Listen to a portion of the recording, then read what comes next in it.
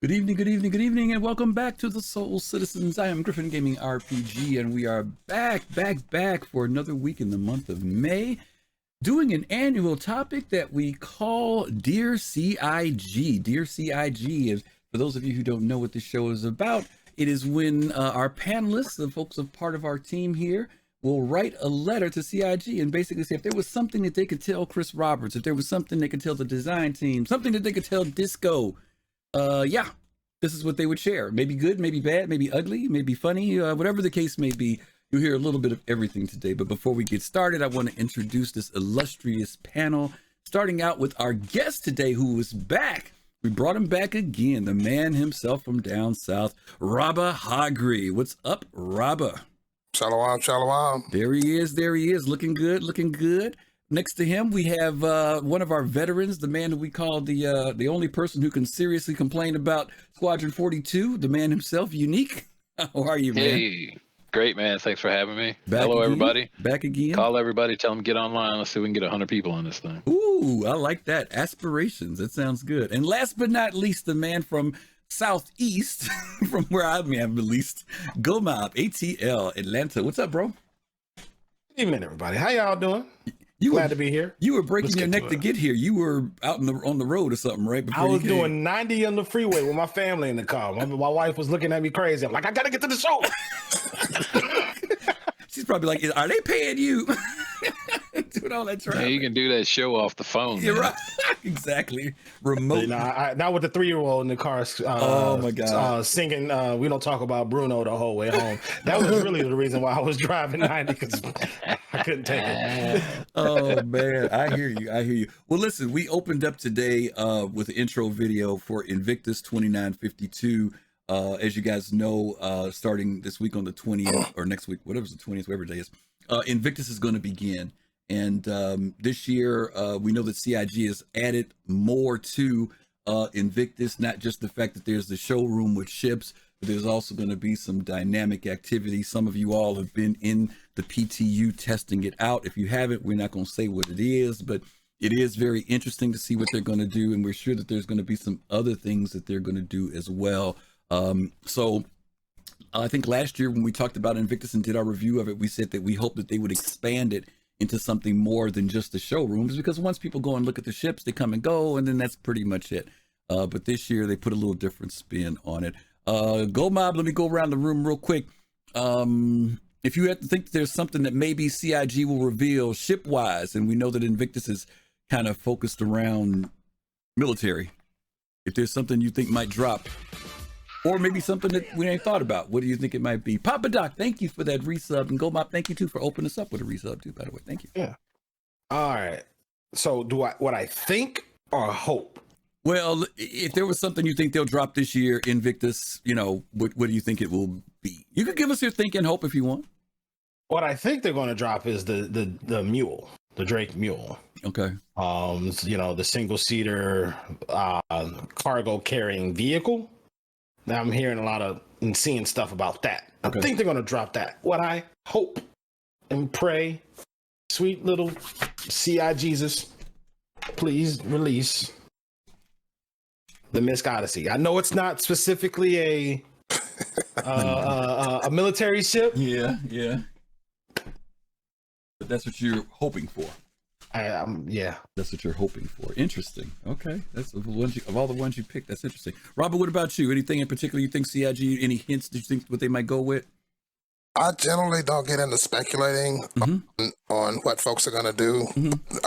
Like Gomab, what I've heard is that the mule is what they've got teed up to be released. Okay. As far as a wish list, no, I don't have one because my pocket has, if I'm thinking CIG or a Star Citizen, when I reach for my wallet, it runs away. Jumps, yep, got a zipper on It runs away. So okay, that's good discipline.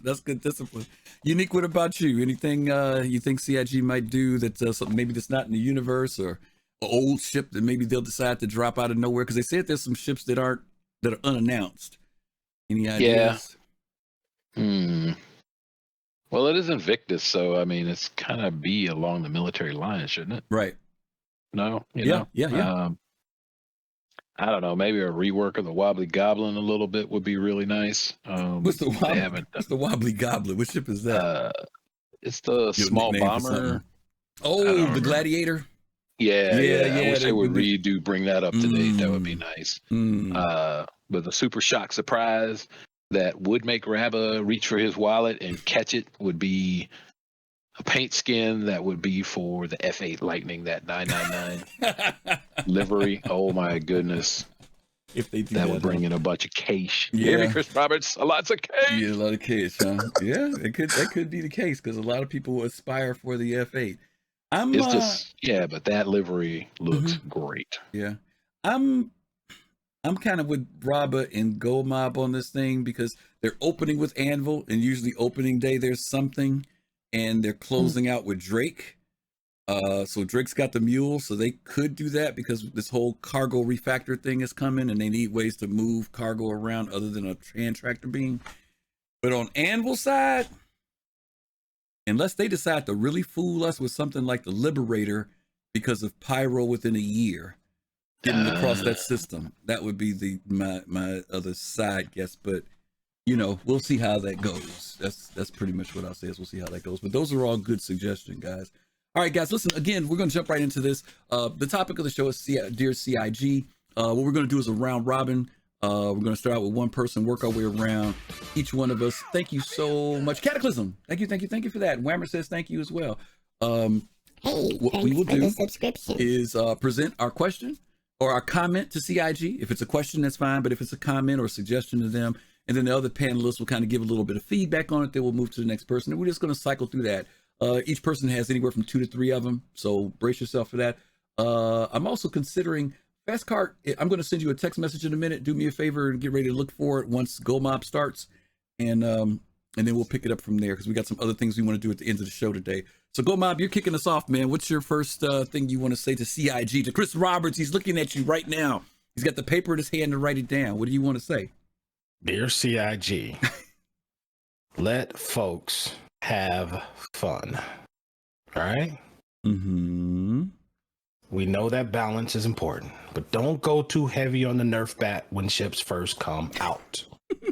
Let the newness wear off a bit and see where things shake out before you go and take all the fun out of these ships that people just drop money on. People are going to complain. That's just part of it. We understand.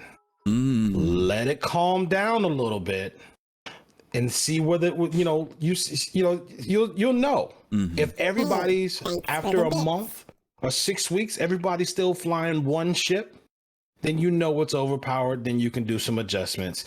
Don't go off the initial complaints from everybody, the day one, week one of the ship coming out, and they say, oh, we gotta nerf the maneuverability, or we gotta bring this weapon down, or we gotta bring the shields or whatever. Just, it seems like there's been a pattern of things being pulled down in specs as opposed to being brought up and made more powerful. Just slow down a little bit on that. We understand that balance is important, but don't go too heavy-handed too fast. Thank you.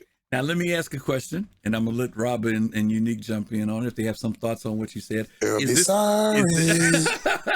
this a extension from the Crusader ships to the RSI Scorpius, or is this because of the Scorpius? No, it's for the Crusader ships. It's for the Redeemer. Okay. It's for the Scorpius, right? Okay. There's been a consistent backbeat of any ship that threatens the supremacy of a Gladius or Arrow is hit hard. Like, anybody remember that ship? It used to be amazing. Folks used to love it. It was called the Saber, right? Ain't nobody even flying that thing on a war unless they have some nostalgia and love it for because of what it looks like or whatever. But it's bad, and it used to be really, really good. So they I feel like they need to slow down on that a little bit. Okay, let me go to I'll just jump right to my left here. My left, Rabba. Any thoughts? Do you have any 2 cents on Gomab's statements to CIG? Yeah, I agree 100%. And I'll use another example that came out fairly recently was the Ion, the Crusader Ions. Mm-hmm. They were capital ship killers. Mm-hmm. That's what they were meant for. Mm-hmm. But when they came out, they were maneuverable, and they had that big Size 7. Mm-hmm. size 7 Mm-hmm. laser cannon or Gatling gun on it, Mm-hmm. and which was their intent to wreck capital size ships and up. Okay. Where the problem came in was with the maneuverability, they were able to target consistently and kill, one shot smaller ships. As they should. And right, exactly as they should. If a ship that size with a gun that big on it gets a direct hit on a smaller ship, that's supposed to be the end of that smaller ship. Okay. Well, they nerfed the gun and they nerfed the maneuverability. Okay. So now it's not good at either one. I'm probably one of the few people that still has one in my hangar, that's not been melted. Okay. Just because I like the way the ship looks and I enjoy it. Gotcha. But they went too heavy-handed on that one. Okay. Younique, any thoughts?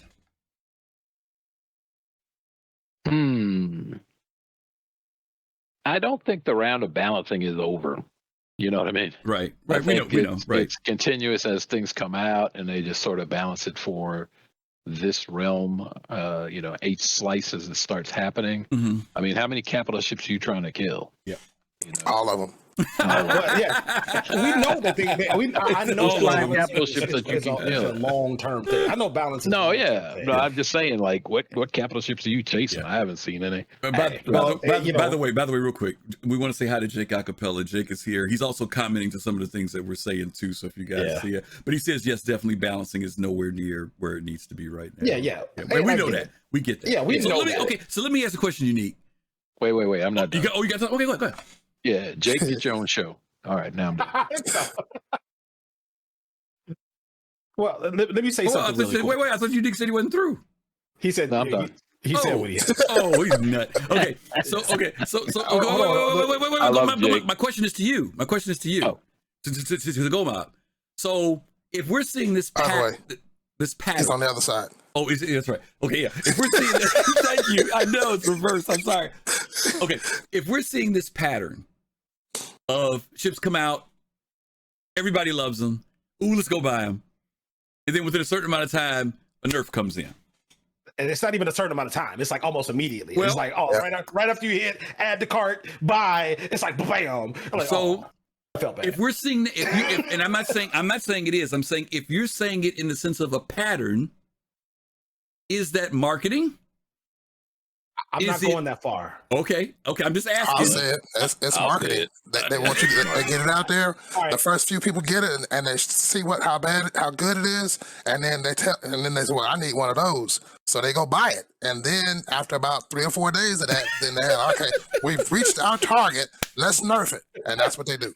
I'm not going that far. What I'm saying is, I understand what they're trying to do. I just feel like some of the initial efforts are a little heavy-handed and a little too fast. Okay. Like, people are going to complain. If you played Madden back in the day, if you beat them, if it's because their controller was messed up, or people are going to complain. They're always going to blame something else as to why they lost whatever they lost. Okay.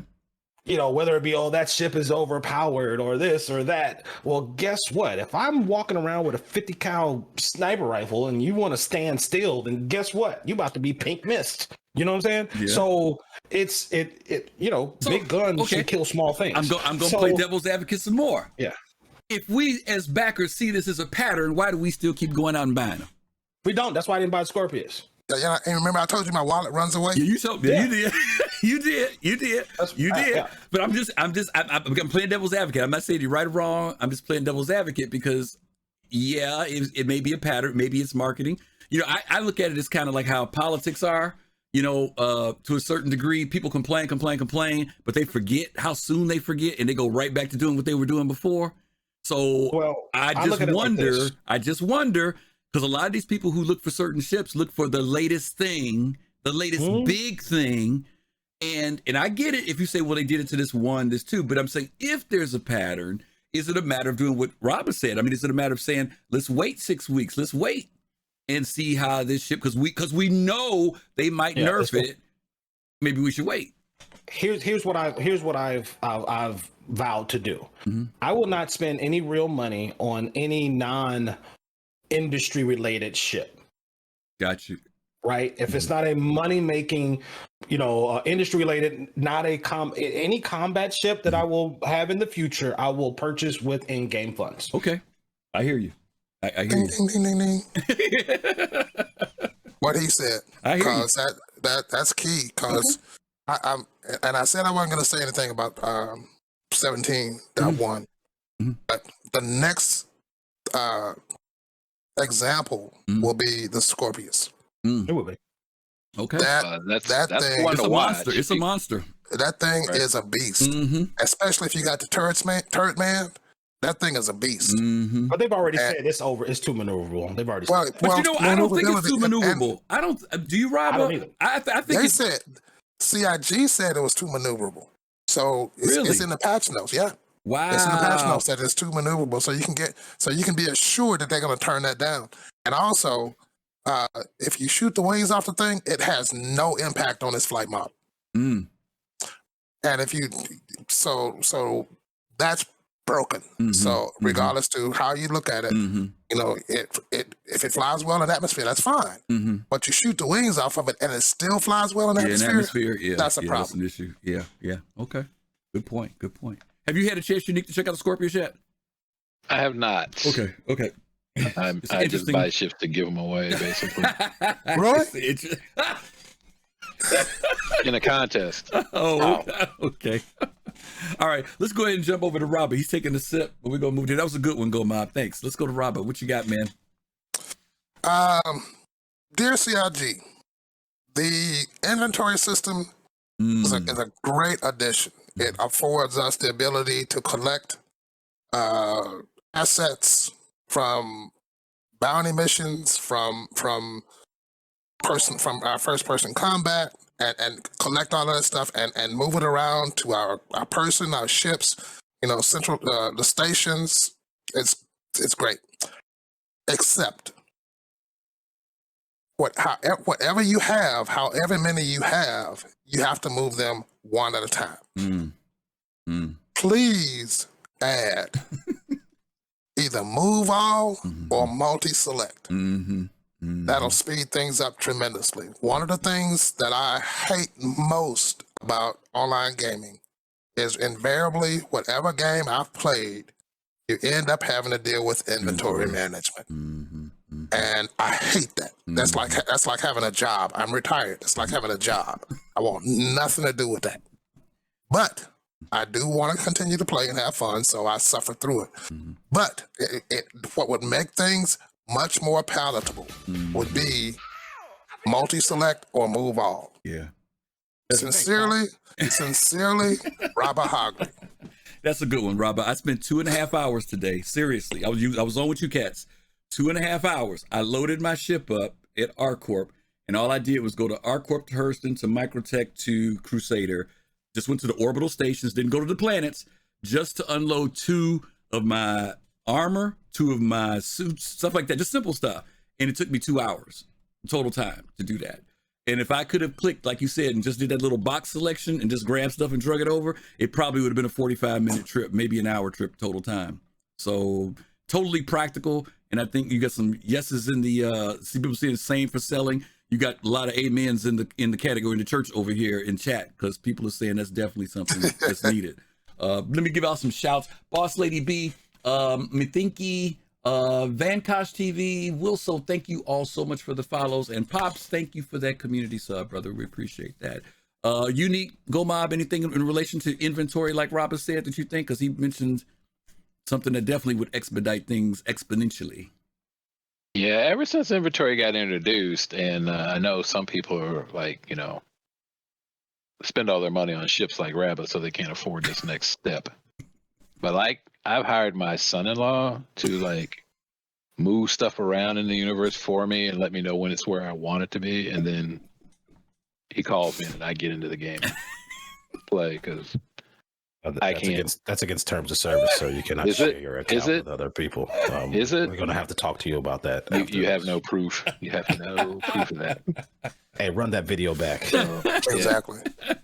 So those are just words. Okay. Yeah, man. I mean, it's like it's dreadful. Yeah. Just thinking about a big, large quantity of anything that you have to go into your inventory and pull it out and put it in a place in boxes and carry them to your ship. And if you're lucky.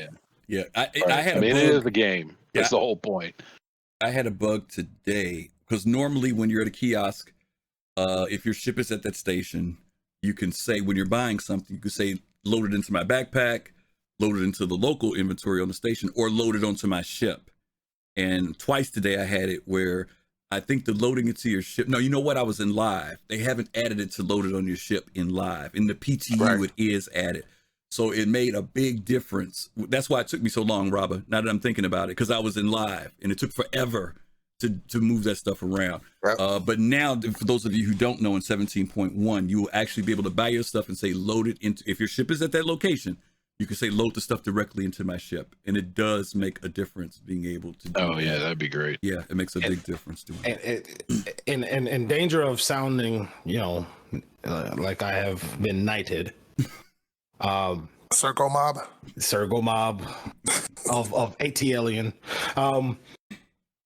This is something that they are well aware of, right? And they know that we need to have some sort of multi-select. They know that we have to have some sort of way to manage the sheer number. I mean, I don't know about you guys, but ever since we started having the ability to loot, I have been loot goblin. I know you. Right?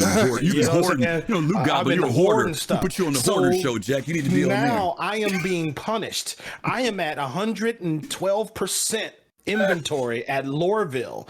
I can't take off a helmet in Lorville. I can't change my armor unless I plan on throwing whatever I have on away. You know what? So we'll all show up there in Lorville and stand in the lobby. You can just dump stuff on the floor and we'll pick it up for you. Then we'll have the psychiatrist come and help you afterward, because you definitely need to be on hoarders, Jack. I mean, so I want to go. I went to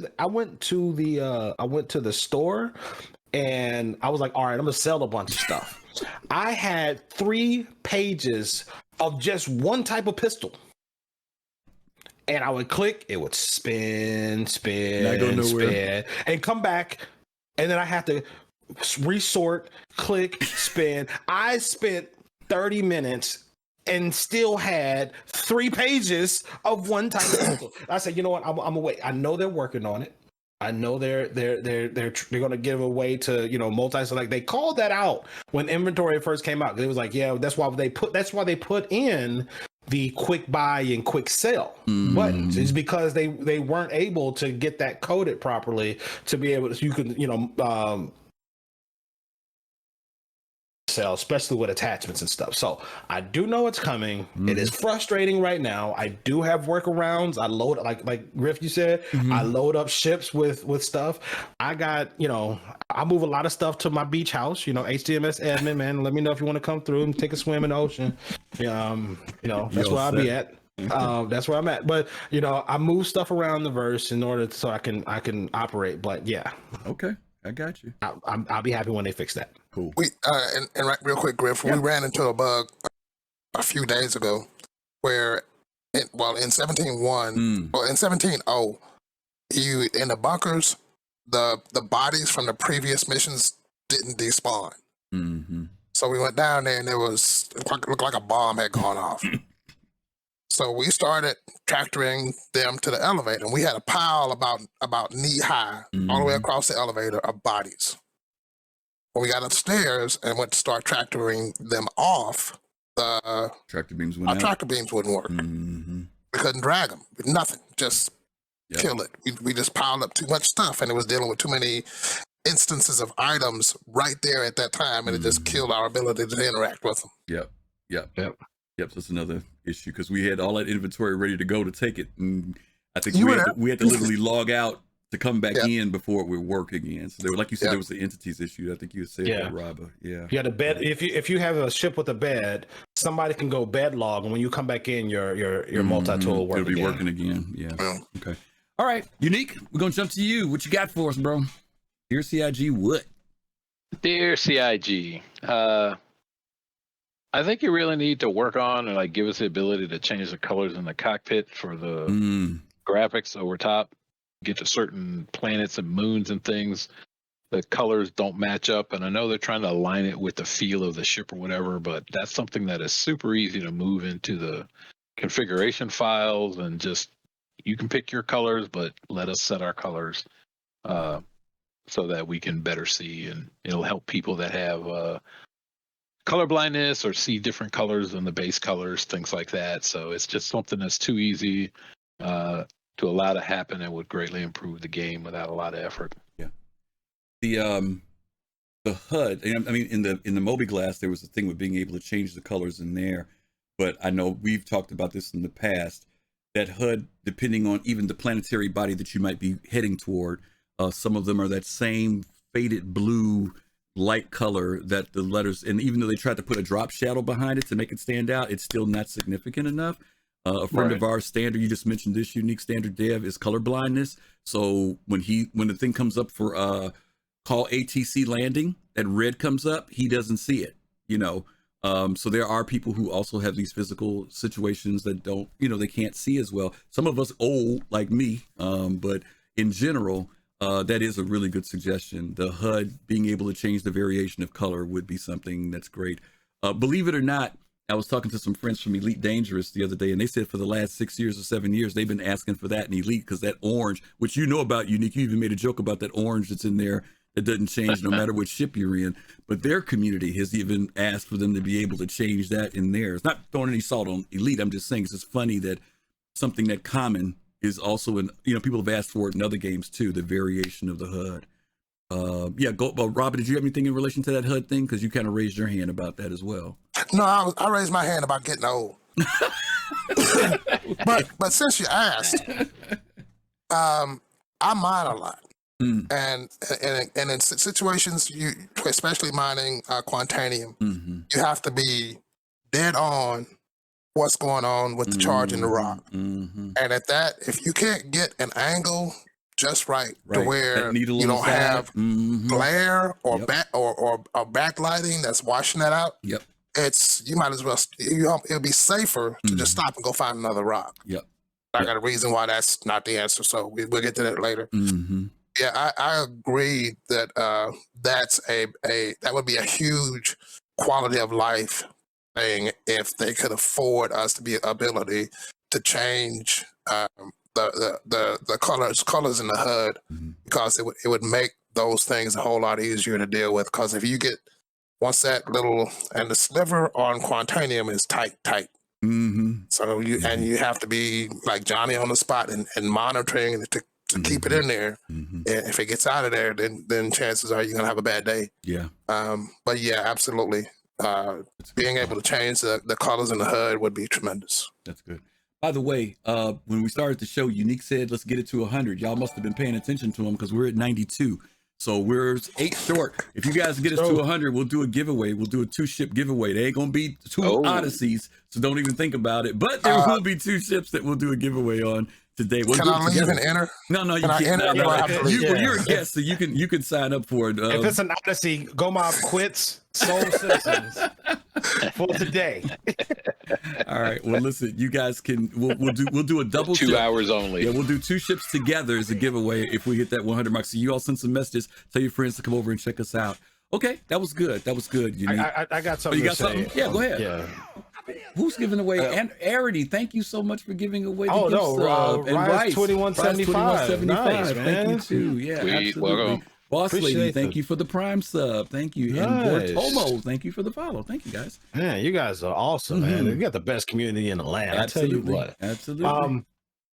So I was just about to take the cape off and put it over here, but I gotta keep it. Yeah, I gotta keep it strapped for a second. I understand. I know why. Like, yes, we need to be able to have some kind of adjustment to our screens, color blindness or just cool factor, right? Hell, you want to be able to make it look the way you want to look at. I mean, let's not even talk about the chat frame. Come on. I mean, if you got an ultra wide monitor, you just can't use chat in the game while you're flying. It's just doesn't work. Yeah. But I know the MFDs, they've talked about this, and this goes back to the fidelity decisions that they've made. The reason why they can't just give you something to change that RGB code or the hex color code is because it exists for everybody around, right? If you're standing in the 600i and watching somebody fly, I gotta stop your thought. Don't lose your thought. That was 10 subs. Thank you, 64-bit me. Thank you for that. We appreciate that. And Rise was 10 too. Rise, I'm sorry, I didn't see you were 10. Yeah. Thank you guys. Thank you guys we so have 101. much. Wow, right, let's do awesome. It. Thank you all so much for that. We really need 105 though. Let's go ahead. This is 150. Let's go ahead. All right, Gomab, I'm sorry. Go ahead, buddy. Yeah, no. So those MFDs exist for everybody in the area. So if you're on a 600i or 890 or any ship that has a walkable interior, hell, even outside ship, if you walk up behind the pilot while they're flying, you can actually see the MFDs, right? They exist. So we're a lot of other games, when you make these changes, it's something local. Right, you do it on your client. It's a translation thing, and it's all it only changes for you. Right. If they were to put something like this in, the question would be: will it look different for everybody else than it does for you? Will it be only a local change, or would they have to have some kind of server-side attribute in place? And I do believe they'll have it one day. They'll solve that problem, especially when they are able to handle more attributes in memory. But I think that's why they haven't done it. So you're saying the difference in the mobi-glass, which kind of remains with you for changing text there, versus doing it in all the different ships, there's a different technical aspect. Even mobi-glass. If you pull out your mobi-glass, I can see your mobi-glass. No, but I'm talking about the pillar. Yeah. Griff, I think Gomab's a plant. Is that what it is? He's on payroll. He's on the payroll. Yeah, he's doing a lot of defending. 1911, 20 tier 1 subs, man. Come on. What? Oh my goodness. Mad Style, thank you, man. Oh my goodness, 20 subs. Mad Style is on point. Thank you guys so much. It's Big Black Gamers. Thank you for that, for the bits. Thank you, Big Black. Oh God, 1,500. That's 2,000. Thank you, Big Black Gaming. Thank you all so much. Thank you. Yeah, I think he's on the payroll too, Robert. But we may have to check out his application again. Put a little investigation on him. All right, let's go ahead and move on. Fire me before the giveaway, though. Yeah, let me move on to mine. My question is, dear CIG, update 4.0. We know that that's going to be a huge transition, whether that's related to Pyro, whether that's related into server meshing, whatever it is. My question would be, what do you think will be the next things that we'll see happen? Will they be different careers? Will they be different ships? Will there be different tech? If you guys remember when 3.0 came out in 2016, Chris outlined at each one of those points, 3.1, 3.2, 3.3, did it all the way up to 3.10, different things that he said that would come out. And believe it or not, other than the Orion and the Banu Merchantman, I think almost most of that, 85% of that stuff is done now. And so maybe even 90% of it. So my question would be, what's the next thing for 4.0? And I present that question to you guys. Let's assume it's Pyro. Let's assume Pyro is the next big change, and let's also assume that possibly server meshing is kicked in order for us to be able to traverse and do Pyro. And let's maybe even take another assumption that maybe there's an increase in population, that more people can get on the server. What do you think would be the next thing? Would it be another system? Would it be missions? What do you think would be the next thing in 4.0 that's significant? And anybody wants to jump in on that can jump in. Fast Cart, you said farming, huh? Okay, Big Black says Pyro, Nix, Terra. Nix and Terra after that. I think once we have the ability to traverse systems, we will have reached a critical depth in the game with the current professions that are available. And that will open up the ability to add breadth to the game. right? So you'll start seeing the game getting bigger and bigger. You'll start having, base building, the Pioneer, the Orion, those ships start coming into play.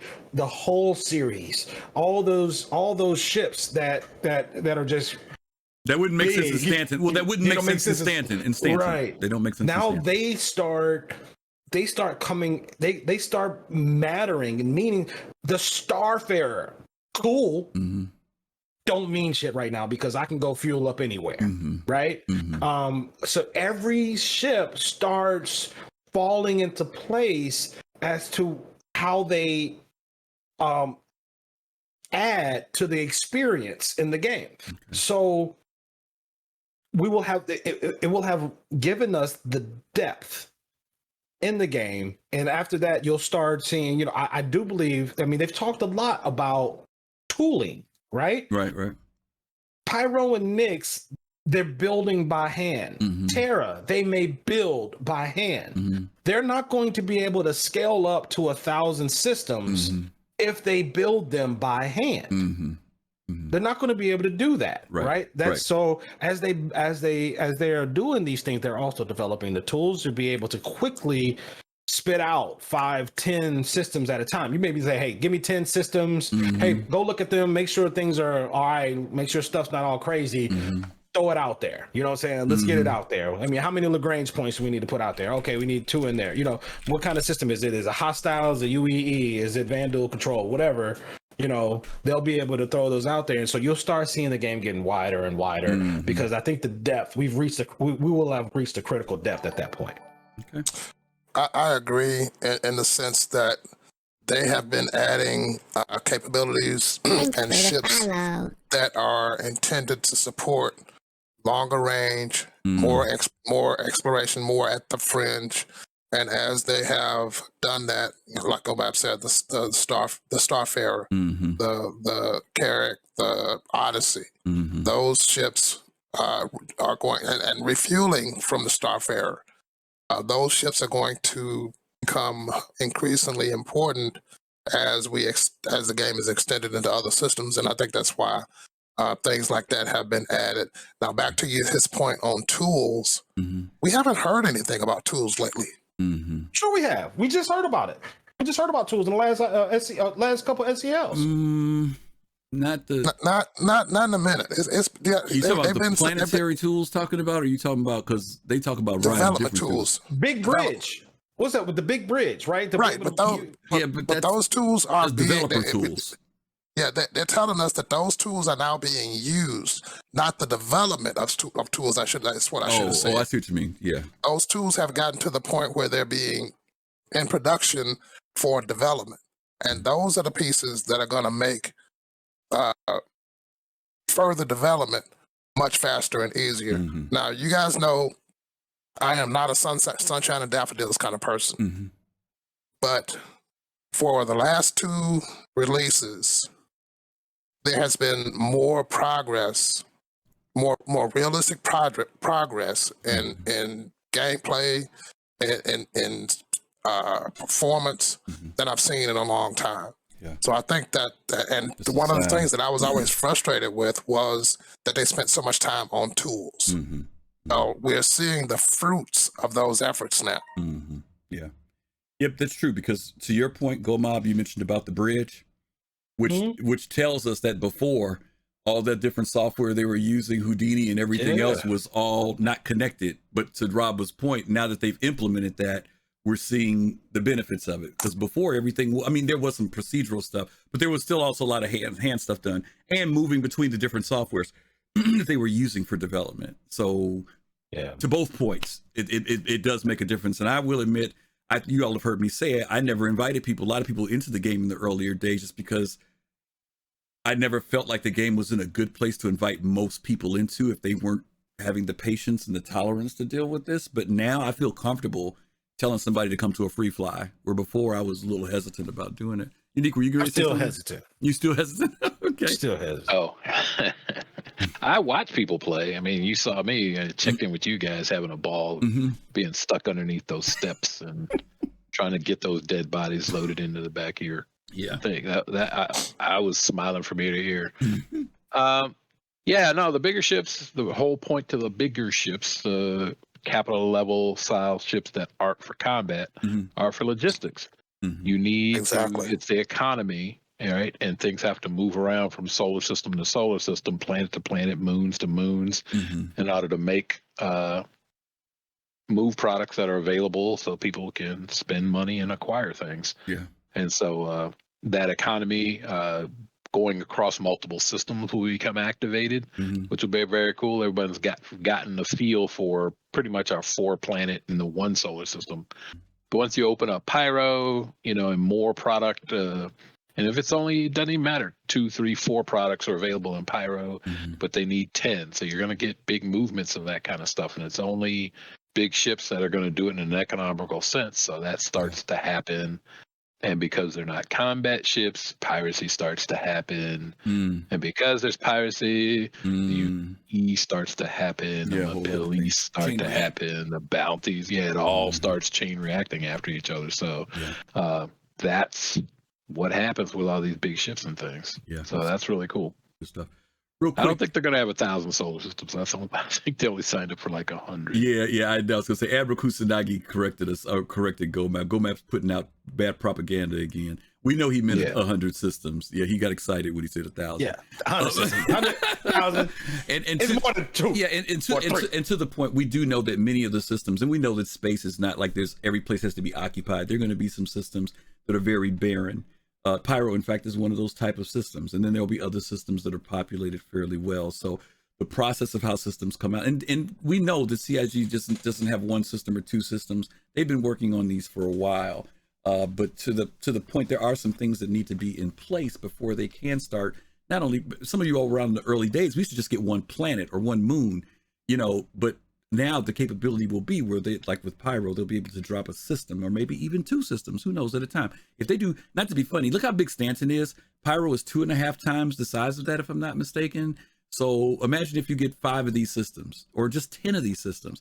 That's a lot of space to cover, pardon the expression, let alone 20, 50, or 100 systems, No, one thing I will say, and anybody who's been in any type of development will know, the same technology that they would need to be able to scale up to 50, 60, or 100 is the same technology they would need to be able to scale up to 200, 500, or 1,000.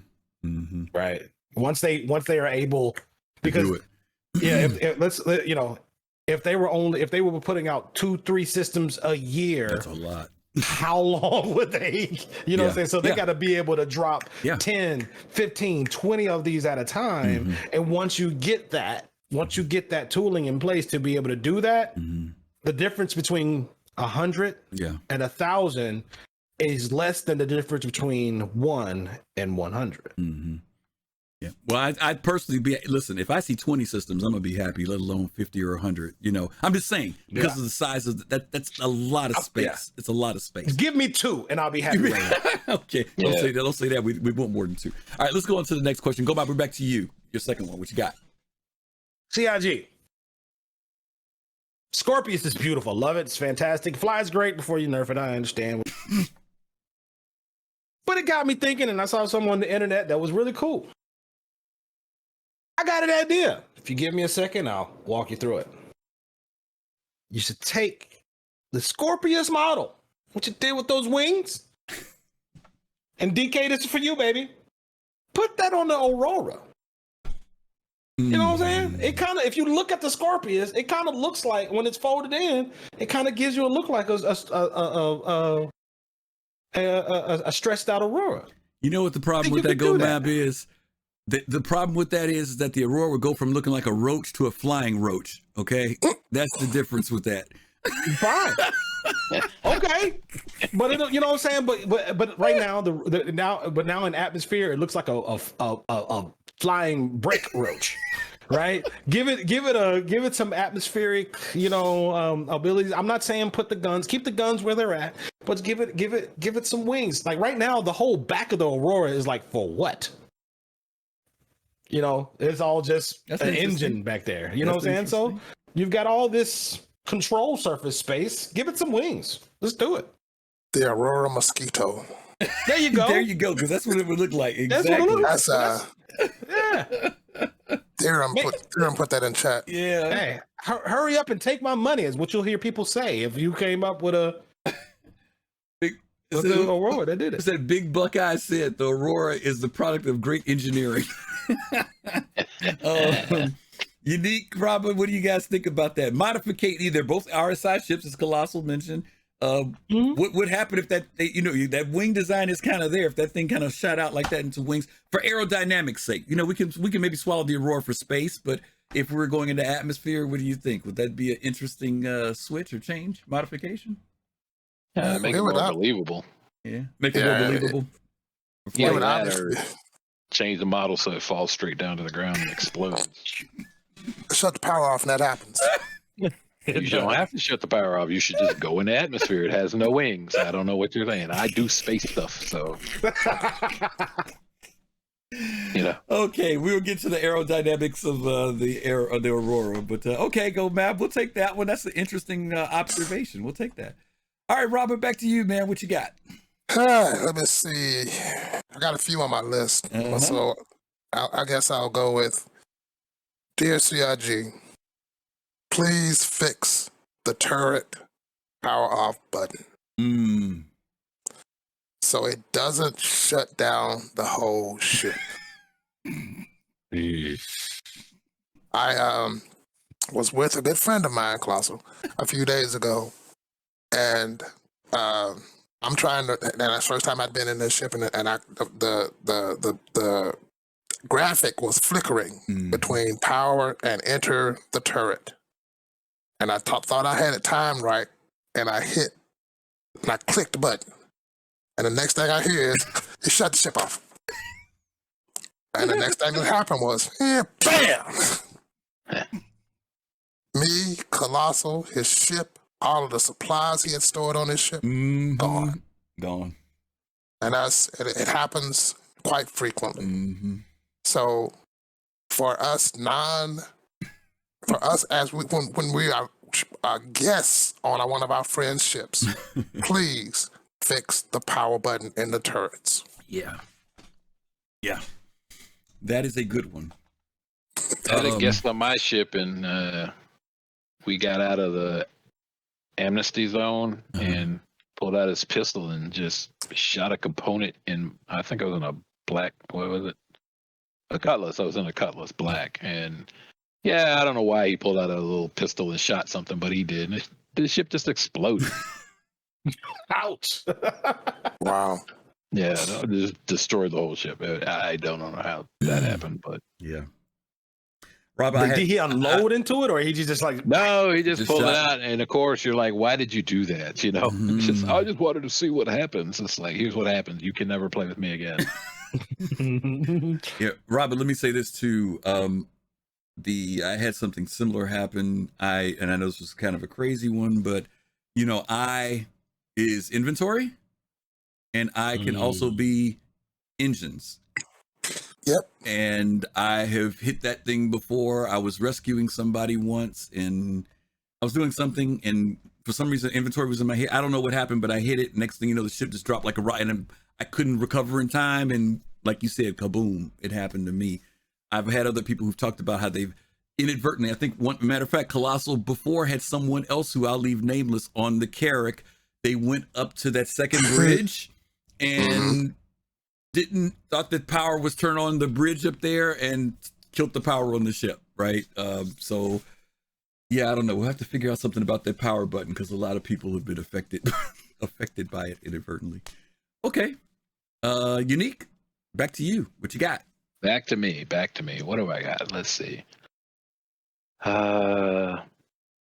Oh, yeah. So what do they call those things where you fall through the holes? They've got I think they're gravity, but things just don't mesh well. The invisible collision spaces, points or whatever. I watched Griff. They dragged it. He died falling through the elevator, and then he didn't really die. He was incapacitated for a long period of time, and then they tried to drag him out, and they got him back up over the elevator, but then he fell through the stairs going ramp. outside the ramp, right? He fell through in the body, so you can see his name tag. Oh, that wasn't me. That was Colossal. No, that was Rabbah. Which No, one? it wasn't Rabbah. It was one time we was coming out of the bunker. I know what you're talking about. It was that Right. day. Yeah, right. They were in the bunker. You had somebody, and it was Colossal. That's who it was. Okay, yeah. So Colossal was dead, almost dead. He was slowly dying. He had like 1 hour and 30 seconds to live. And he's trying to get a med pen. This is hilarious, by the way. Nobody had a med pen even before they started dragging him. They dragged him. He fell through the hole in the geometry space, and they couldn't reach him at all. And it was his ship. He had a medical ship. And so he couldn't get to the medical ship to get healed. Yeah, and the thing I'm asking Chris Roberts to do is to fix this because it was so funny to me. I almost died because I couldn't catch my breath. I was laughing that hard. It was literally Star Citizen, the Three Stooges version, watching everybody try to resolve this problem. Whatever, man. They were trying to help the brother out. I wasn't even playing. It was the most fun in Star Citizen I've ever had. The funny part about that, they eventually gave up. Remember, the funny part about that was the Colossal, I think, Fist-to-Face. Remember, Rabbah Fista did something with the elevator, and Rabbah fell through. And Colossal fell through once, and then the second time he went through and fell again. Then when he was trying to drag him off the elevator, he slipped through and fell. He kept dying from people at that elevator for some reason. We were in that bunker. He was basically standing with one foot on the elevator and one foot off. And somebody called the elevator down. Yeah, that's what it was. And he didn't fall right away. He had enough. It gave him enough time for there to be enough space between where he was in the elevator that he wouldn't catch it on the way down. Mm-hmm. So he fell all the way to the bottom. Yep. Somebody got him up from down there. He came back up, and I don't know how he died the next time. But yeah, he went down again. And we were trying to drag him to his hospital ship. We just lost the feed in Twitch. Did we? I don't know. Okay. Yeah, network error. Is that just on my side? Yes, and yeah. And he fell through the geometry, like Younique said, on the ramp, and was laying underneath, and we could see his name tag. Yep. But nothing we could do to help him. Yeah. Thanks, Martin. Yeah, we're still here. Thanks, guys. Okay. And they just started going about their way. So anyway, yeah, it was too funny. I almost died. It's a safety, a health factor in the game right now. Real people could die. Yeah. If they keep watching other people play this game. Yeah. Yeah, Big Buckeye, just so you'll know when that happens, it's still because you're loading in, and it happens quite frequently. You go to the elevator and the abyss is in front of you, or you actually see outside. Just let the elevator close, count to 3, reopen it. It usually will be there when you come back, but a lot of people don't. They just kind of run in when the elevator goes, and you're messed up after that. So yeah, it does happen. Okay, my number 2 is going to be kind of a connection to the one I said before. What unmentioned careers do you think CIG may come up with? And I'm going to give you the ones that they've listed on their website in previous conversations. These are all the ones they've named. Tell me if you can think of something that maybe isn't listed here. Exploration, rearming, racing, barista, search and rescue, military, repair, tuning, engineering, info running, hacking, farming, luxury, diplomatic transport, espionage, science and research, news reporter, archaeology, space tourist, translator, ship delivery, ship recovery, tug, and SATA ball player. Is there anything that might be a career, CIG, that you've thought about, something new that you don't list? This was from like 5-6 years ago. The one that quick jumps to mind the quickest is escort. Okay. Because like we were talking about, we're going to be carrying these resource-laden ships to the outskirts and to other systems. You're gonna need protection. Escorts, yeah, yep. And that's going to be. And that an economy will evolve around that because that's a person's playing time. If it's not financially worth it, why would I go escort you to Pyro for free when I could be over here making money? Yeah. So yeah, Maggie Cool says escorts and prostitutes. I don't know. I'm not sure about that one. I think I've seen a few. Boss, The ladies of the frequency of whatever you want to call it, whatever, ladies of space, hanging around, leaning seductively against the wall. yeah, sometimes you do wonder, don't you, when you rock past them, why you standing outside my place? Yeah, I get you, bro. I get it. Somebody you have Port Olisar lot lizards. Yes. Somebody said lawyers. What was a couple other ones I saw here? Paramedics. Yeah, we've heard of it. They didn't mention it, but yeah. Lord, doctors. They didn't mention that. That's true. Scrapping. Okay. Let me go to you, Gomab, or let me go to Younique first. Younique, any career that wasn't listed here that you think might pop up? Well, they said they're going to introduce fishing, which they really should. Because I don't know, there should be some whaling or slash. I mean, I don't understand. You should be a sushi chef. Somebody should be a sushi chef. I don't see sushi ever going away. Everybody eats raw, some sort of food on every continent, every planet. We should absolutely have some sort of sushi chef. Yeah. Yeah, I'm going to let that go through Cataclysm. It's not too bad. Yeah, in fact, Fist was on here last week and talking about how popular fishing is in a lot of games. You know, people literally stop doing what they do to fish in a game, which I hate to admit it. I've gotten pulled into that before too. I never thought I would, but I found myself out there fishing. Maybe it was the challenge or something, I don't know, but I actually did go fish. Gomab, what about you? Anything career that we didn't list in that list? Logistics broker. Somebody who actually works it out for you? Yeah. You let me know what you need moved. I'll give you a price and I will arrange for it to get to where it needs to go. And take a cut. Guarantee. I'll provide the escort fighters, the cargo ships, all that stuff. You know what I'm saying? You just tell me what you need. I'll tell you what it'll be to get there with the guarantee that it'll get there. You know. Okay. One of our own, Gigi. Thank you for that resub. And hey, Gigi. Thanks for the subscription. Hey, Gigi. What's happening, girl? Yeah. Hello, I'm sis. Okay. All right. She hates me. See, but the problem is that if Gomab is the broker, and I as an individual decide his prices are too high, and I take off or use somebody else, he knows what my itinerary is, and so I could be intercepted along the way, and no one have any knowledge of what happened. Wow. But that's your fault. I know what you're carrying and where you're going. I don't know what your itinerary or your route or when you're leaving or when you're going to get there. Well, to Robert's point, there are some people who will divulge that information. The other way. There are but that's your own fault, Rabbah. who will say that. He not said he will. No, he not said he will. If he won't bring his price down and negotiate when you are before you leave the premises, you just shoot him in the face. I don't know why this is a problem. Be done with it. Eliminate the I rest. gotta kill you. I gotta kill you now, right? I gotta kill you now. Well, here's the thing. You know, I am one of those people that's going to have what we call an alt army, and 9 times out of 9, you're probably not going to be talking to me. So whoever you kill is going to be a red shirt version of me. He ain't gonna own nothing, or it ain't gonna matter if he gets shot in the face. You know what I'm saying? He's a hired hand, huh? Okay. Yeah, he's a meat shield. Okay. Let's see who's next on that. Younique, is that you? You're next. What? About what? Or was it Rabbah? Who had that last question? I forgot. I lost track. Let's go, Mob. Let's go, Mob. No, go, Mob. Yeah. What's the last question?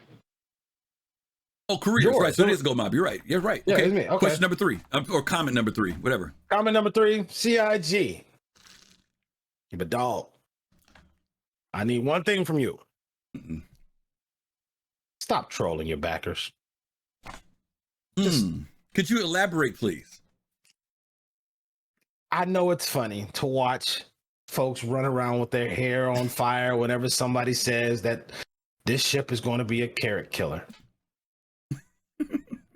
And I know y'all got to deal with it, but us in the community, we got to deal with this crap too. Right? Every time we open up Spectrum or Reddit or Discord, and folks are taking that stuff seriously. We know you don't mean it.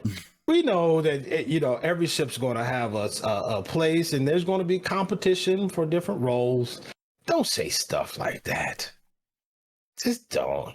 It doesn't do you any favors. It might, it brings, any kind of excitement, maybe good excitement, depending on how you look at it. But don't. Was that a troll, or was that just him? I'm just curious. It was a troll. I'm just curious. It was a troll. I mean, he smiled when he said it, Yes. Well, okay, but so why are there some people who get affected by the trolling and some people don't? Because they're 12. They might be 40-year-olds, but they're still 12.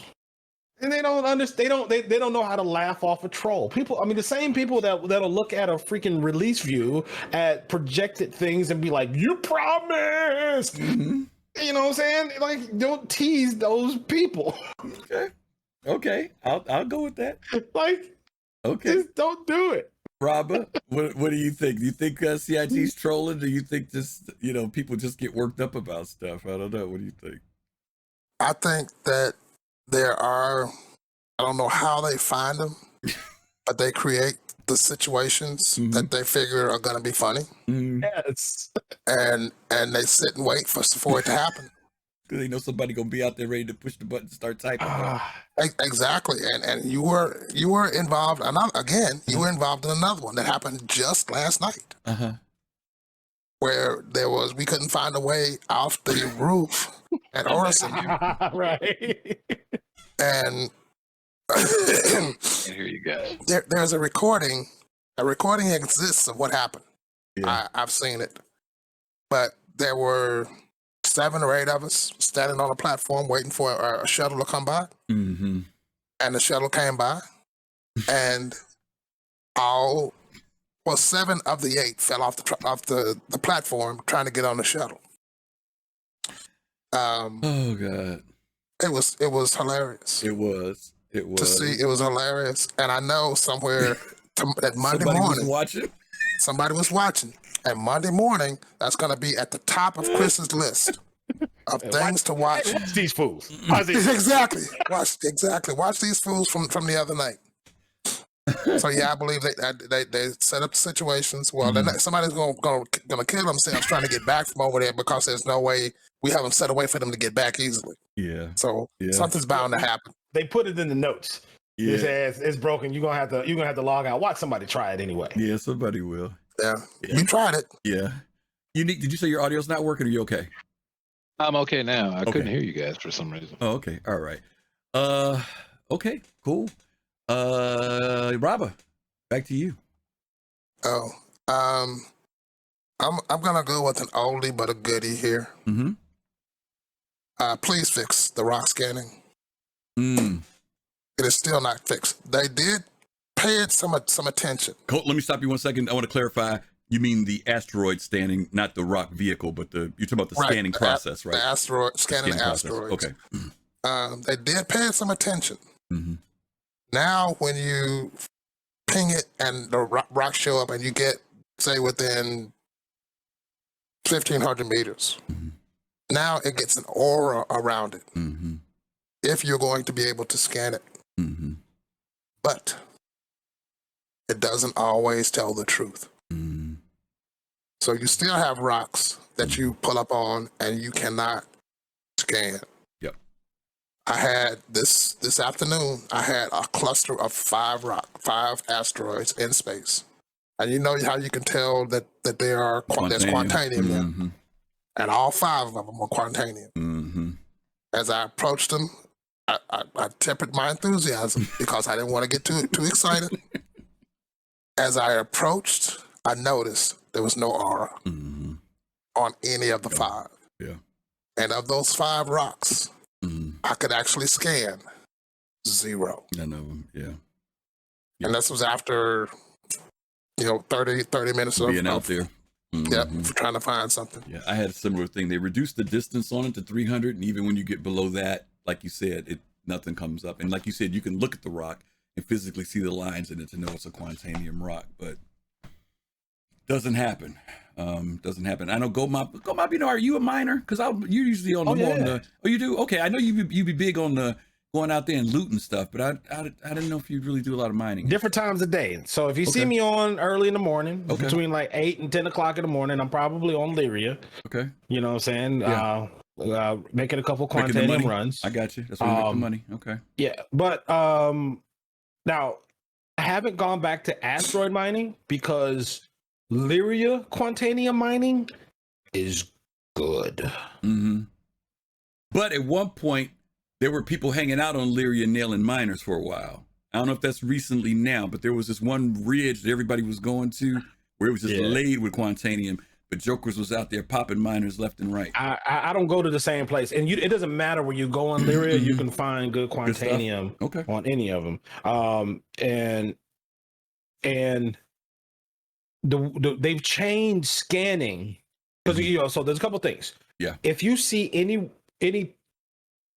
cluster of rocks, stop. You're giving away too much. You're giving away too much. Right. You're giving away too much. Oh, it's all on YouTube, man. It's all on YouTube. But yeah, you can scan from far. You can tell where the Quantanium's at for much farther away. Yeah. Now than you could before. Yeah. But like you said, there are rocks, and it had to happen to me because when I saw the notes, I went in excited.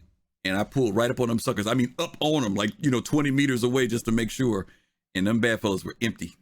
And it was a cluster. Yeah. So, yeah. Younique, I know all you do is hire people to mine for you. So, anything you want to throw in on this with the mining or? I like the way mine is coming together. The whole loop is pretty good. And I can't wait for the bigger ships to become active like the Orion. Yeah. That's what I got. That's what I really got. Okay. I did buy what's that thing? A hull A, but it's not a mining ship. The hull A. Yeah, the hull A. Mm-hmm. Yeah. Cargo. Okay. I'm thinking about giving it away. Oh, okay. All right. Y'all, whenever he say that, y'all better be listening. Okay, Younique, what's your next one? This is everybody's on their last question now. Younique, what you got for us? So do you have I know you said only had 2. Have you got one more? No, not really. I mean, I can make up something. Let's see. Well, how about this? You're big on Squadron 42 because that was your main thing that brought you into this whole project. That's what we originally paid for it. Right. Any comments or questions in relation to that? Since we really haven't brought up Squadron 42 stuff. That's a good one. So, yeah, I'm not really happy that they just disappeared Squadron 42 over the last year. I haven't heard anything in the last 12 months. They started. What was this thing? They had a show, something, a boardroom or something. Yeah, they had that a year ago with Brian Chambers, and it was episode 1, and it was supposed to continue, but it never went beyond. I'm like, where's episode 2? It's just like, why did you even do that? Yeah. So the whole fact that we heard nothing for a year, and it really looks like we're not even going to get anything in 2022. Check his eyes. Calendar and all, it all seems like maybe 2023, so it's still a good ways away. Yeah. They were saying it was supposed to come out. They were going to have a beta. It was 2020. Yeah, 2020 was the last thing. Yes. And then they said, well, we're not going to make the beta in 2020 for Squadron 42. Mm-hmm. Then they closed the door, and that was it, and locked it. Yep. And they went away, and we haven't heard anything really since. Yep. Yeah, you heard. You heard them laughing as they ran over at your money. Yeah, dear CIG, stop giving away dates. Just don't say anything about a date. Yeah, I don't care about a date. No, give an update. Just like, hey, it'll be out when it's out, but hey, we did this. Hey, they stopped even showing us anything they've done. To Younique's point, even though the newsletter comes out, there is a monthly newsletter that comes out on Squadron 42. To CIG's point, but they did create what was going to be this series called whatever it was called, like you said, Younique, and they did an episode 1, and many of you all remember it was an hour-long show, and it was very well done well. But once they started that in motion, because they said we're going to try to communicate a little bit more. Of course, we don't want to know the behind the scene. We don't want to know story or anything like that. I do. Well, they're not going to tell us that. But the fact is that they started something in motion that I think many of us were looking forward to, and they didn't deliver. So, yeah, we would like to see more of that type of thing. And along that line, like I said, I'm retired. I would like to be able to walk to my chair to play Squadron 42, not be wheeled in a wheelchair to play for Squadron 42. So sometime in the next 5 years, I don't have a whole lot of confidence, but that would be It'd be ideal. nice. It'd be nice. Yeah. All right, Chris. Hope you're hearing us. Yeah, because I'm up there too. Okay, my last question. Boy, you guys just threw something out there that made me think now. I don't know which one I want to say. 130 viewers, man. Yeah. Oh, wow. That's Nice. awesome. Thank you guys. That is fabulous. We definitely gonna do the giveaway now. And watch, we're gonna get raided right as we about to close. Yeah, Right?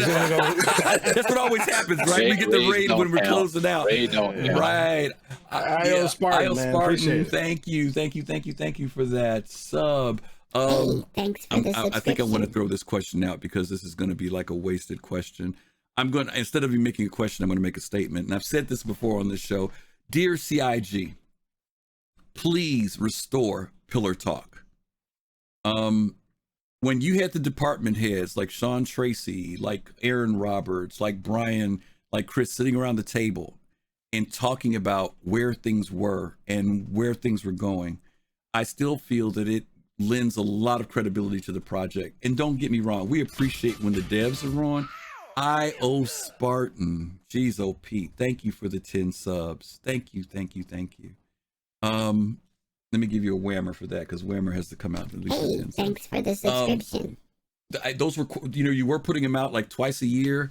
I'd take twice a year. I'd take quarterly would be even better. I know it's difficult. I know everybody's at different studios. I know you're not all sitting at the same table, because most of the times when you guys did that, all of you were together when you did those. But I would love to see at least an annual show like that. And also, Chris, for us to hear from you. It just means something to many people in the community. Some people, it doesn't make it's not a big deal. They don't care. Their attitude is just give me the game. I don't need to hear from Chris. But there are people who do feel good when Chris comes up, and you've done stuff with Sandy. Those shows mean a lot, and they may not seem like it to us sometimes, but there are a lot of us who do enjoy when you do come out. We don't want you to break away so much for that it's taking away from development. But when we hear from the visionary voices, and especially those people that we know who've been with the company for so many years and who've gained credibility within the community, I think it adds just a little bit more. So we would love to, or at least I would love to see more of the Pillar Talks, more from you and Sandy, or more from you, whichever one.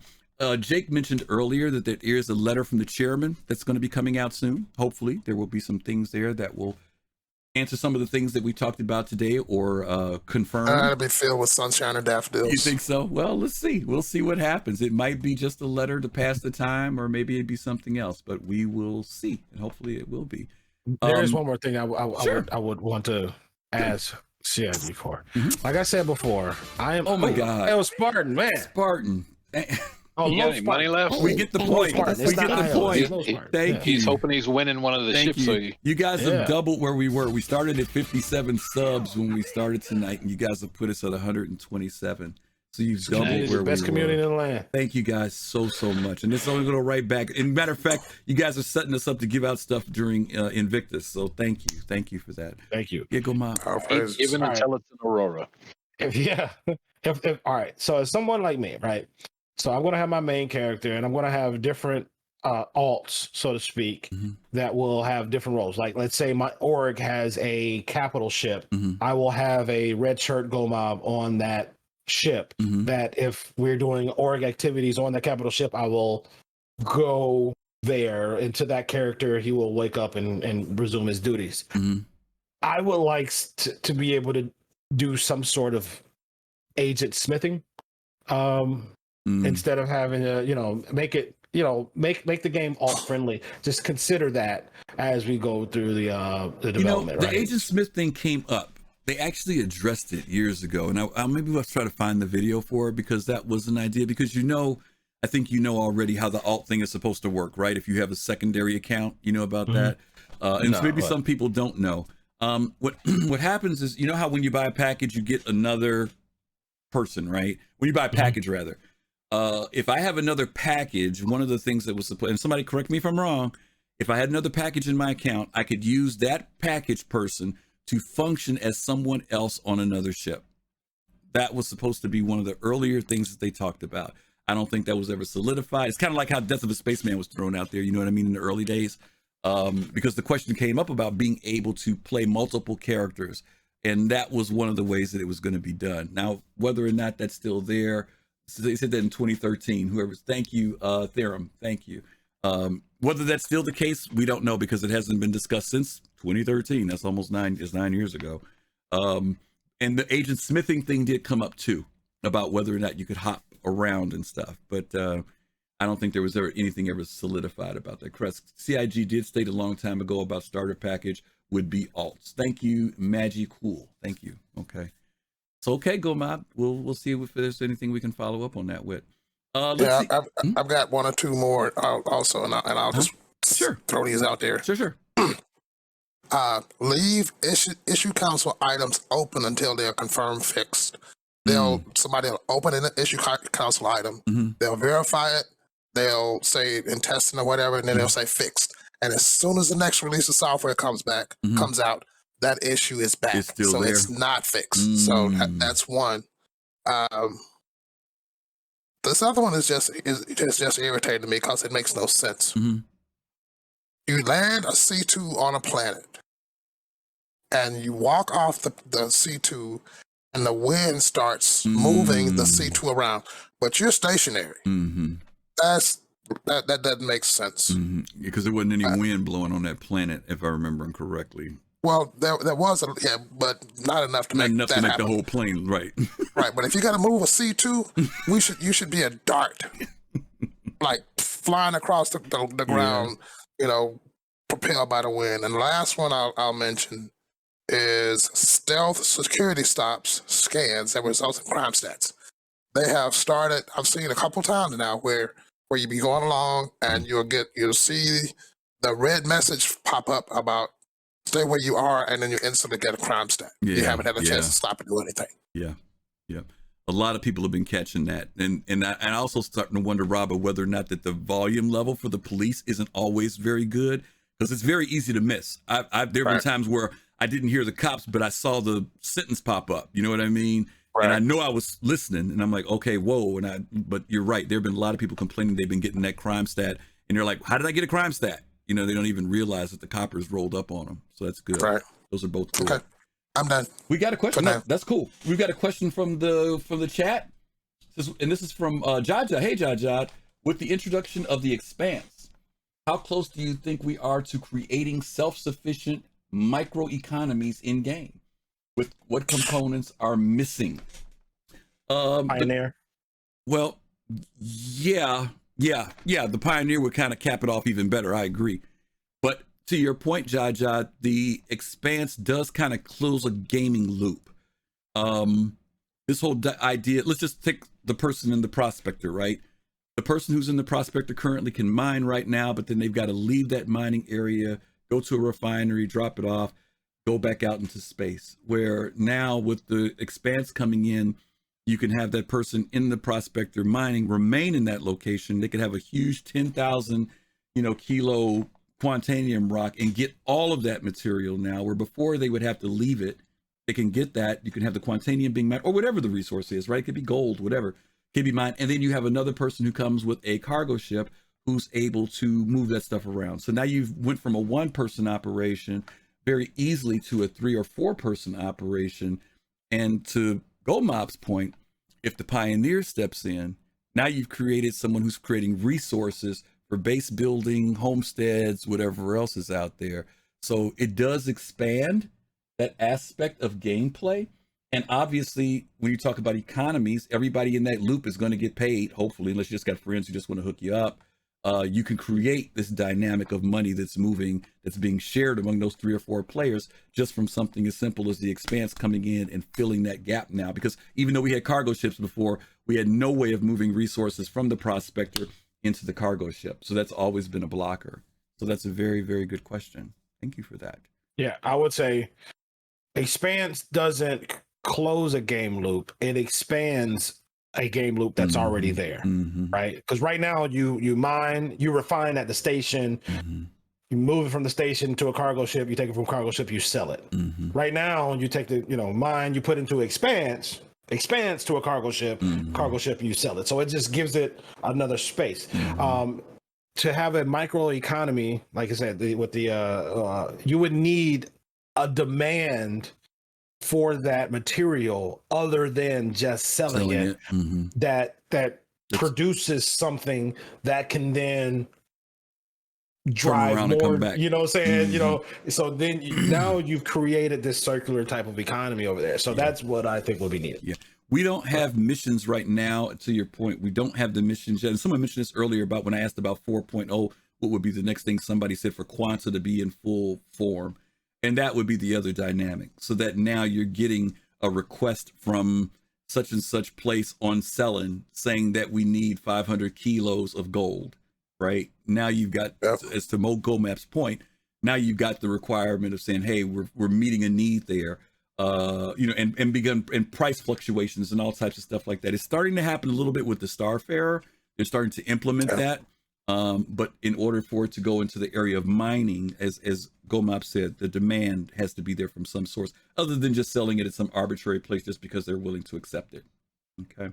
No, it's really just turning on the concept, whether you see it or not. It's manufacturing, the factories making missiles, propellant. Yep, ships being made, refrigerators and prices. ships. So that all those low-level materials that miners are going to produce, want the consumption to produce all of those ships and elements from those materials. That will start driving the demand in the miners. Well, back to your question. Sorry to cut you off, Younique. Back to your question earlier, Griff, about professions cropping up. What about crafting? Or not crafting, but manufacturing? Yeah, people have been talking about that, yes. Yeah, you're going to need to be able to take, we're producing raw materials. We have a need for items. Where's the manufacturing? Yeah, absolutely. And still yet to come, hopefully. They haven't really mentioned it at all. That's why I said that's one of the ones they didn't mention. Yeah, he's right. They've said it. They've said crafting before. They've said it many times. Right, but it has not come up in this list. It wasn't on this list. Weirdly enough, it wasn't on this list. You're right, Rabah. I'll buy. I'm not crafting nothing. Yeah, I'm sorry. Yeah, that's not my. That's not my thing. Right, and there are some people that is their thing. Right, that's like the farming thing. There's some people who ain't got no problem with staying down on the farm and they ain't gonna go up in space. They'll be happy to produce food and stuff. But yeah, crafting is a good one because a lot of people get into that big time. Okay, let's go ahead and move forward. We got that question. Thank you all so much for that. These guys shared some really cool stuff. Thank you also, Jaja, for that question. Let's give you a couple of quick announcements. Then we're going to do the giveaway. We are going to do a giveaway because you guys had, you guys exceeded our expectations. Both one more. I'm sorry. One more. Go ahead. What you got? Says he doesn't want to be old when the game comes out. He wants to get it all out. I know he's got to get it out while he can, right? He wants to be old when the stream ends. I'm coming to Virginia, Younique. Yes, okay. It's a big state. Allow us to buy more than one food or water item at a time. Yeah. Now I'm done. Bulk purchasing. Yeah, that was a good thirsty one. Trying to buy the second one. I know that. Yes. Yeah, bulk purchases is definitely good. Space Costco. Everybody says yes. Pop says yes. Absolutely. Okay. All right, real quick, we're going to make some announcements to you guys, and then we're going to do the giveaway, and then we're going to let you go because we're right on time for our schedule tonight. First thing that we want to talk to you guys about, hopefully I got these in order. Yes, we have, for mods who are here, we're going to put the links in for the Bar Citizen. We have a Bar Citizen that's coming up. You know what? I forgot to put the video in. That's terrible.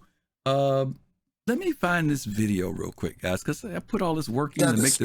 There was all of this going on, dude. You know, while you're working on that video, Low Spartan put in a question here. Oh, okay. Yeah, that question. Yeah, go ahead, read it. Yeah, he said, "Do you think that modularity would make the Caterpillar be useful for things other than cargo running, like maybe prison transport or maybe even medical gameplay?"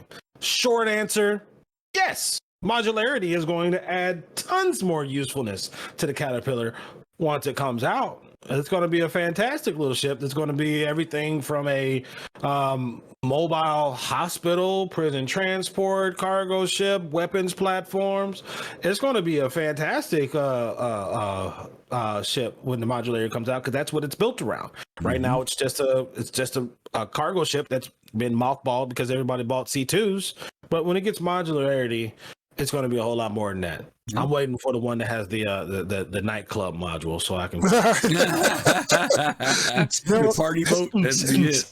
There are a number of ships that were supposed to have what did they call them? Upgradable modules. Right. Yeah. The Retaliator one, Caterpillar Wardens. one. Yeah, I thought they kind of went They threw away the from Warden that. one They out. did. They threw the Warden They one did. out, and the Avenger they threw out because both of those were supposed to be modular a long time ago. Right, and I think the reason is they make more money selling a new ship than a CCU. Yeah, because even the Yes. 600i was supposed to be modular, the touring versus the exploration, and you've got two ships, like you said, Rob. You were supposed to be working on a video. I got it. I'm ready to go. Okay. I'm ready Okay. to go. All right, let's talk about the Bar Citizens real quick.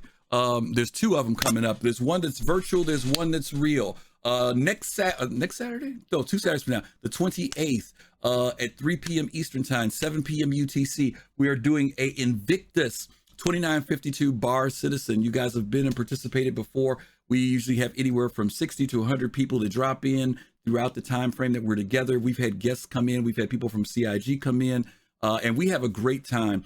We're going to be doing that again virtually on Zoom. The cool thing about this is that it's not just people locally around you, but people from all over the globe: Germany, Australia, UK, US. We have everybody who comes in and hangs out with us. So it's going to be 6 hours. We're going to try and stick to that time. Those of you who've been to this before know that we've gone anywhere from 8 to 11 hours. We're going to really try and keep it to 6 hours this time as best we can. So you guys can join us. There's a link that's being put into chat that has been in put chat. Look for Fast Cart's link there. You can go there. You can register for it. It is not something that we stream. We do not live stream. It is something that you have to be there. You don't have to turn your camera on, but we love it when you do. Most people do because we get to see each other and we really have a good time. There's giveaways, all types of cool stuff. The other one is going to be the following week on June 4th. We're having a Chicago Bar Citizen that Soul Citizens is sponsoring, and that's going to be in person at Goose Island Brewery on the north side, 1800 North Clybourne. There is a link for that also that we're going to put in chat for you. If you're in the Chicago Midwest area, if you want to come up from Indianapolis, if you want to come from Milwaukee, if you want to come from St. Louis, you can come to Chicago and hang out with us. We've got people already registering for this, and we are the ones who are sponsoring this one. We're going to have a real great time. This will be our first in-person one in Chicago in quite a few years because of COVID, obviously, but we're looking forward to being here for that. We're going to show you something else about the virtual Bar Citizen in May. I'm going to pop this video in real quick, so bear with me because it's going to start. You're invited to the Invictus Virtual Bar Citizen, where backers from around the world will gather to make friends and have fun. So join us on Saturday, May 28th at 3 p.m. Eastern Time, 7 p.m. UTC at the Voyager Bar on Crusader at Horizon. You can find registration information on Twitter at Soul Citizens or Yacht Club _BC. See you in the clouds. Alrighty. So what we're going to do this time that's a little bit different than any other time is that we're actually doing the Bar Citizen on Zoom, but we're also going to log in together and get on a server, and we are going to go to the bar, Voyager Bar at Orison, and we're going to be in-game as well.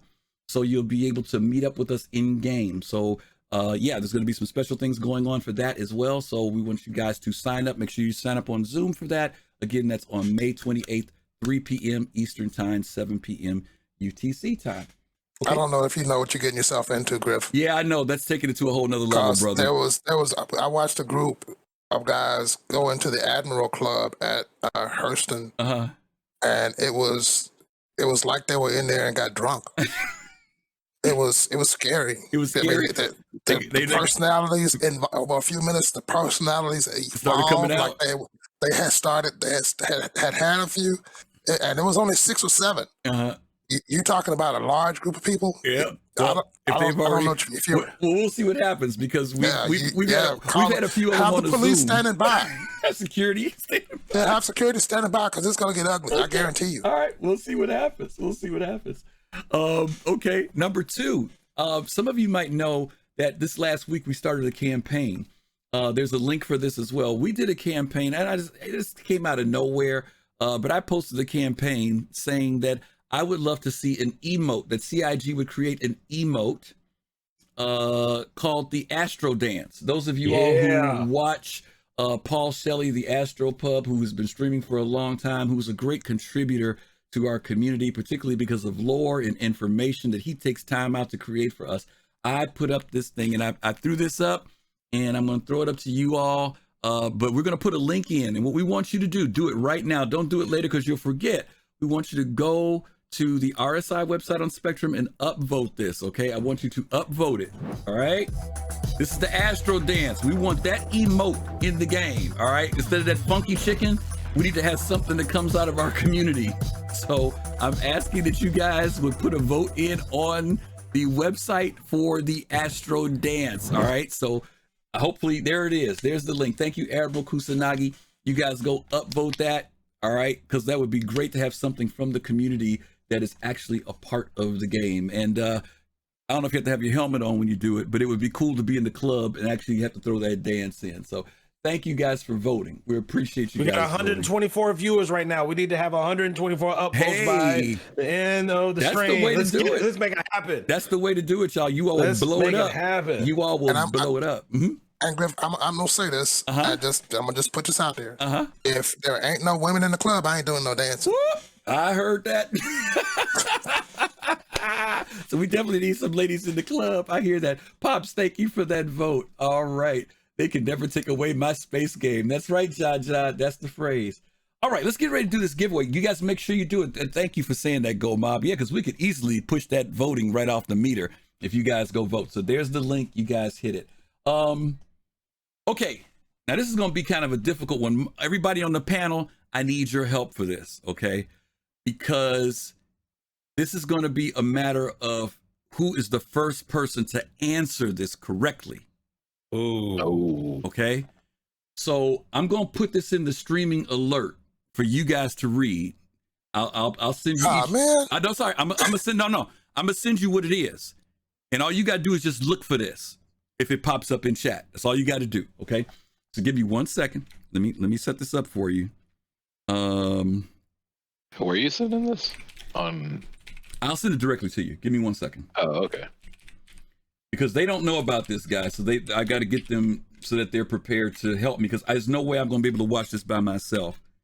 All right, mods, you guys see it too. So I know you all are seeing it. But I'm putting it in the Discord chat for you guys right now. And then we're going to look for whoever can answer this first. All right, all the panelists have it and all the mods have it. Okay. All right, here we go. This is going to be to win a, y'all know I'm an Origin person, right? So in a luxury person. So we're going to give you a 85X and we're going to give you a Kruger Archimedes P72, both with LTI. So that means you can use them as tokens if you want to, or you can ride in style. Take your pick, whichever one you want to do. But you get both of them. So the first and second winner, first and second people get those? No. One person gets both. Oh, nice. One person gets both because it's only one. Because if somebody else types in what somebody else says, I don't know if they knew it or not. It's only one person. All right. So the panel has the answer, and I'm going to throw this question out. So get ready to type. Make sure you type it. Make sure you type it right. Because if you got a misspelling in it, I'm not going to count it. All right. All right. Here's the image. Here's the image. And then here's the question. Who is this? Their name was Mr. Trash. And if you're part of our team, you can't answer it. Their name was Mr. Trash. Does anybody know who that person is? See, nothing in there yet. It's there. It's in there. Somebody put it in already? No, he means this. Oh, the You can image. see the image. Nobody answered it. Okay, gonna give you another 10 seconds. If nobody answers it, it's gonna be a loss. 10, 9, 8, 7, Anthony Weiner, 7, 6. Let's stop right there. I think we got an answer. We have an answer. We have an answer. And correct me if I'm wrong. Is it Theorem? No. Is it Mad Style? No. Ravi spelled it wrong. He spelled it wrong. Oh, Michelangelo. Michelangelo looks like you are the winner. Michelangelo, you are the winner. That is Disco Lando. Yes, Disco Lando. Story behind that picture is that he used to work at the baseball stadium with the San Diego Padres, and he used to collect the garbage. And he later became the operations manager at age 19. Check that out. So there you go. Disco Lando. Very cool. Hey, Citizen Shenanigans. Nice emote. Disco. All right. Who do we say won that again? Michelangelo, you've won a P72 Kruger P72, and you've also won an M50. So that's awesome. 85X. I'm sorry, 85X, and not an M50. 85X. Make sure you send a message to either Fastcart, who is in chat, or you can send to soulcitizens@gmail.com. Make sure you send us your RSI handle and the email address associated with it, or just the email address if you want. And we'll make sure that we get those out to you ASAP. Okay. Congratulations. Thank you. Congratulations. Yeah, we hope you. You know what? I forgot to put the congratulations dance up. I forgot. Yeah, there you go. I forgot. Jared dancing. I forgot to put the congratulations dance up. Congratulations. There we go. All right. Is that it? Sandy ain't got no rhythm. Good Lord, she was flicked it. Never show that again, please. Hey, son of, play it again. My You want to see it one more time? One more time. Oh, One more I've time. never seen that in my life. I was almost killed. Oh my God. She was like Elaine off of Friends. I'm not even sure if they just were dancing or if there was music to it. I don't know, but you know, it is what it is. The Big Bitty song. Okay. Yeah, I know that's kind of crazy. Wow, Citizen Shenanigans, you got some good emotes. I got to get those from you. Okay, I think that's it for today. I think. Let's see. Let's talk about what we've got coming up on Thursday, 10 p.m. Eastern Time. We have Soul Talk coming up, where we have our roundtable discussion. We had another hype train. Wow, that was amazing. We're going to have Fastcart is back in town. As you guys know, he's back last week, and we're going to be talking about Star Citizen and all of this Star Citizen. Plus, don't forget, we have Invictus coming up. Next Saturday, we have Soul Voices coming up. I think we have a guest. Bear with me here 1 second. I got to look at the schedule. That is, what date is that? What's next week? May the what? 21st? Yes. Uber Nerd is going to be on with us next week. Watching him today. Yeah, so Uber Nerd will be our guest on Soul Voices next week. And then on next Sunday, we're going to be doing the Careers Transport Show. We're going to be talking about another career, transport, how to get people from here to there. Those of you who want to be Uber drivers and limousine drivers and pilots of ships to take people from here to there. We're going to be covering that next week. So yeah, that's going to be it. Special thanks to RabbahHagri, our guest. He's back again for this, sharing some good knowledge as always with us. We appreciate you being here, Rabbah, again. Thank you for having me. Thank you for putting the list together. The brother, y'all don't know, that brother had a whole clipboard full of stuff. Thank you also to Gomab and Younique for being here today, sharing their information and their knowledge as well. Who do we have to raid, mods? I don't see anybody's name in there. I see Admiral Kusanagi's typing like a madman right now. He's trying to give us somebody right now. But we're going to go ahead and set up you should play a clip of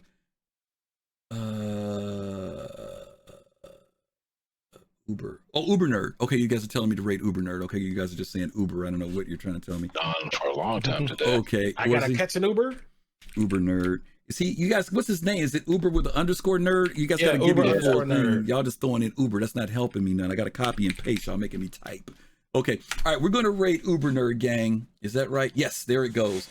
You all send some love to Uber Nerd when you see him. Let them know you came over from Soul Citizens. Thank you all again for pushing us over 100. Thank you for the doubling. Almost, God, you guys put us at tripling where we were with our subs today. So thank each one of you for the contributions. Don't forget to join us next week. Take care of yourselves as always. And as we always tell you guys, peace, love, and soul. We'll see you guys real soon. Don't forget, shout out to Uber Nerd when you get over there. Take care, gang. Shalom, guys.